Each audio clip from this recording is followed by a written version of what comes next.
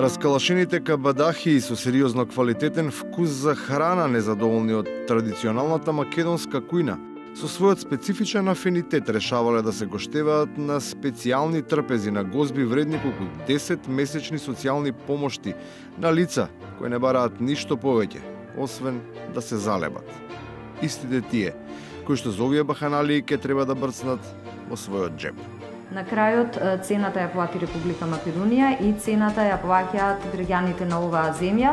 Единствениот модел на кој се потпираат креаторите на слепилото се колективниот заборов и недостигот на меморија, но дури и нивните самонаречени експерти не веруваат повеќе во таа теза затоа што за исти или за слични примери укажуваат на фактот дека граѓаните се сепак многу свесни за тоа што се случува.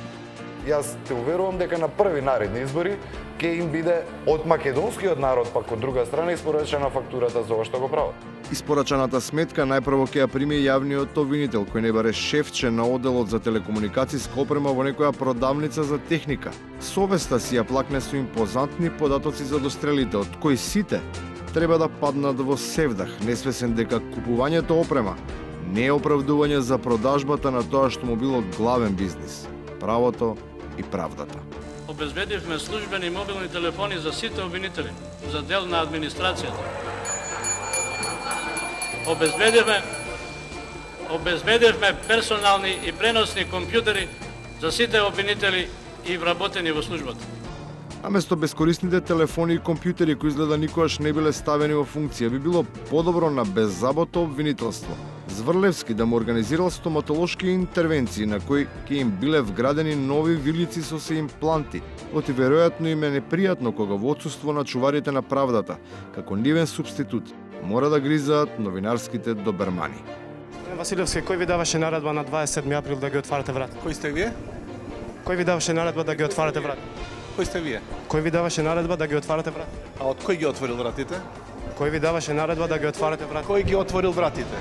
Кој ви даваше наредба да ги отварате врата? Кој врати? Јас секој ден отварам врати. А како ги гледате колегите во очи? Многу нормално. Ве прашувам кој ви даваше наредба, само едно прашање. Ќе си ги прашаш твоите. За разлика од отворената капија во собранието, некому му е затворена вратата на државата. Спуштената рампа предизвикува очај, бидејќи 11 години во кои целата земја беше шетана со организирани екскурзии на умот. Заврши. А доаѓа време кога се бара објаснување за тоа од каде некому толку многу му се наполнил куферот. Лаконскиот одговор е само обид да се релативизира тешкиот багаж заглавен во меѓузоната. Во меѓувреме кој знае колку патувања имав и кој знае колку пати се вратив од патувањата. Само во месец јуни имав кратки патувања во 4 до 5 држави, од кои што се вратив. Ако сакав да избегам, може да избегам.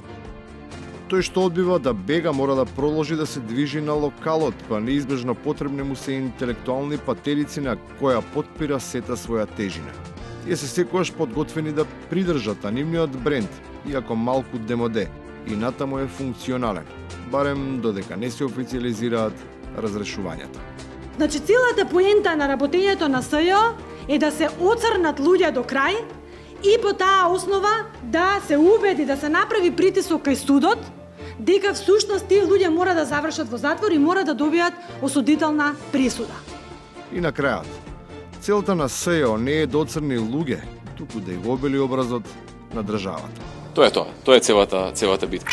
Тоа е целата битка.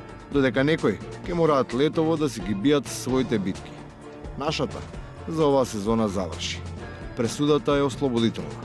Стапува на сила веднаш, а важи до септември.